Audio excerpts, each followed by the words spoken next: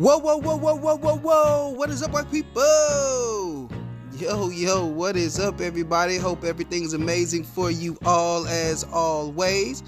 I'm your host, Honorable OCT OctaviusHaye, and this is the WACCast podcast. So with that being said, let's talk whack to him. Yeah, man, so you already know Joe Budden's going to keep the heat on him, and it looks like he's got some more beef coming his way. I mean, it seems like every day you turn around, there's somebody else throwing out Joe's name, and Joe's in the middle of another beef talking his slick talk on his podcast. Of course, he had the stuff with Rory and Mal over the complex list, which also led to the beef between Joe and Charlamagne and Envy from the Breakfast Club. And, you know, Troy Ave's been throwing his name out since forever, so Joe Budden and Troy Ave always gonna have beef, right? This time he got some beef for something that somebody else said.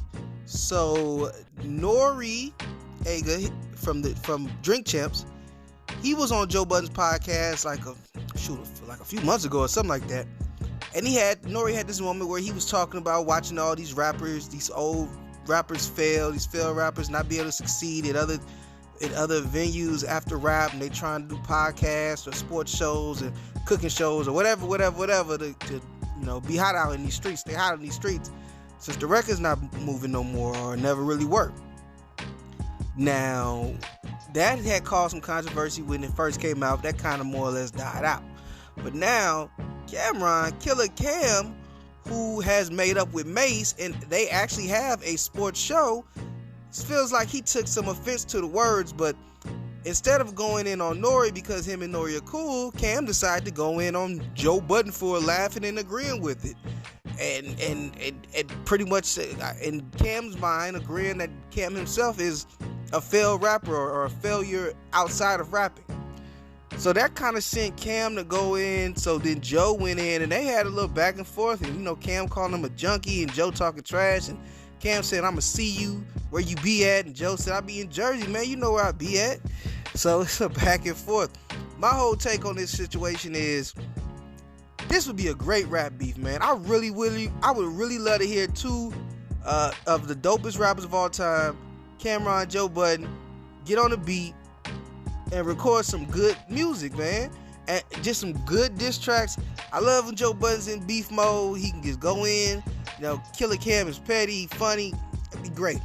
Problem is, they're a little older. Like he said, the grandpas are fighting, and they no longer fighting over beats or you know, beefing over beats. They going to social media and using their platforms, and you know, they got shows and stuff now. So we just got this beef a little too late, but I'm here for it, because even still, you know, Joe can go on a podcast and give those long extended explanations what's going on. Joe Budden.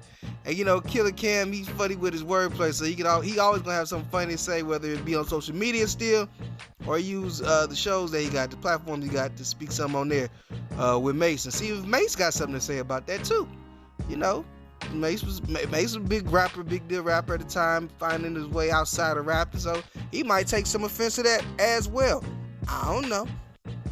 But yeah, though, I think that it's crazy, and I think Nore actually ended up coming out and saying like, "Yo, Cam, I wasn't talking about you. You're not a failed rapper, and you got my number, and we can talk about it. You my boy. We can, you know, speak.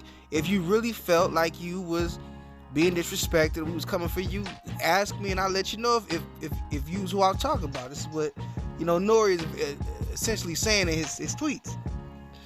And so I see now that Nore and Cam are good. So they had a conversation. They're good. They never really was in the middle of the beef. Cam was just using what Nore's words to go at Joe for whatever reason. But I guess they had a better explanation of what Nore meant. So I don't know if this means that Cameron's no longer mad at Joe, if he's not going to be going at Joe no more. And even if he's not going at Joe no more, I don't know if Joe wants to be cool with him. Because Joe usually doesn't go this hard at people, especially the ones especially legends, unless it's really like, I just don't like that dude. And I ain't gonna front, Joe kind of coming across like he just don't like him for whatever reason. And he might not. I know he real close with Jim Jones, or real cool with Jim Jones, Joe Budden is. So maybe because Cameron and Jim ain't as close as they was, maybe it's some friction there. But, or maybe it's not. And maybe Joe just feeling like being goofy back that day and just felt like talking some trash back. And maybe it's not no issues, and they'll get on the phone and on Joe Budden podcast or on Cameron's platform, and they can laugh about it, chop it up, be cool. Or you see each other face to face and be cool. Because they're two legends, and as much as I would love a rap battle, if they're not finna get on wax, Joe Budden is retired, Cameron's pretty much retired. If they're not about to get on some beats and make some good bars out of this, they had their little fun. Hopefully the Nore thing squashes everything and everybody be cool. Conservative commentator Steven Crowder took some heat last week when it was a video surfaced of him yelling at his 8-month pregnant wife about her taking a car, saying she can't have the car, and telling her that she doesn't do her wifely duties and all these other things, essentially stressing her out while she's pregnant with his child. Now, as understandable, a lot of people had a lot of things to say about this, mostly negative. Some are taking up for Steven Crowder and defending him, and then some were also saying, hey, we don't have the full context. Now, while I don't think you need full context to wonder why somebody doesn't want their pregnant wife to use the vehicle, and in the video is telling her to take an Uber instead of he himself taking the Uber, I will say that you're right. As far as overall in their relationship, we don't know if she's does manipulative stuff to upset him. You're right, we don't know that. And Steven Crowder himself alleges that she has some mental problems, alluded to that, and alluded to possibly releasing proof of his wife's mental problems. Now, early before the video came out, Steven Crowder had let it be known that him and his wife were getting a divorce, even though he really didn't want to, and it was her decision. Well, regardless of what you think of the video, from that video, you can see clearly why she don't want to be with him. He's a crybaby. But let me say that. He's a little bit of a crybaby, but honestly, there have been moments in my own times with relationships where if you just come in it in that moment, it can look real bad, but you don't get the context overall of maybe he was leave me alone, she was just pushing him and all type of stuff like that. I don't know. I'm not here to make up excuses for Steven Crowder at all. I'm just here to say, until we get more information, I don't know either way. I just know that for that day he was terrible. I don't know if that's a good representation of their relationship as a whole. Clearly the wife says that it is in the video, so that's her word, and she wants the divorce, and it could be truth to it. Again, I have no defense for Steven Crowder. I think he's a pretty crappy person, and he has shown to be very selfish for himself and tried to use his audience, for his own gain as far as monetary value.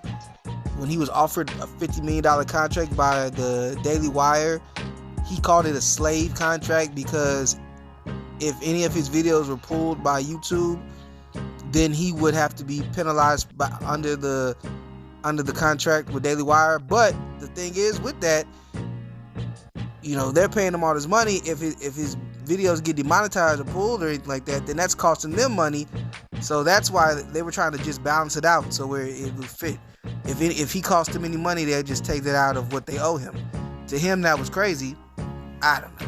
And he tried to rally his troops around, saying it was a slave contract and it was slave labor and all this other nonsense stuff, And he's the type of guy who would who probably or mostly dismisses a lot of black issues and tells us why we're wrong and the same old stuff, but he wants to use our verbiage when it benefits him, and that's kind of how guys like him are. Like I said, I just want to be fair and let it be known we don't really know what's going on with Steven Crowder and his wife, but it's become, I guess, maybe a little bit more apparent because now we're hearing that Steven Crowder be putting his ding-a-ling on people at work, exposing himself to people at work, that people are seeing his private area. A lot of guys, there's already been the rumors of Steven Crowder being in the cross-dressing and possibly, being, a brother on the down low, because he does like to dress up like women a lot to try to, prove his anti-trans arguments or whatever. But it just kind of became yo, bro, why are you dressed like a woman so much? You looking really you must really like to do this. A lot of people accuse Steven Crowder of really liking to dress like a woman, and that's where the down low brother comments came from. And I mean, there were some points to that, and then you add this. I mean, let me say, I understand. A lot of white people they sometimes can have a sense of humor that don't work for a lot of black people. But if you at work and you just pulling your meat out and putting it on people or pulling around people, it's gonna kind of be a little weird. And then when you're doing it around men, don't get me wrong, if Steven Crowder was to expose himself around females in the workplace, that would open up to a lot of lawsuits. But honestly, exposing yourself around men will open you up to a lot of lawsuits. But I guess you won't be looked at as like a sexual pervert or predator.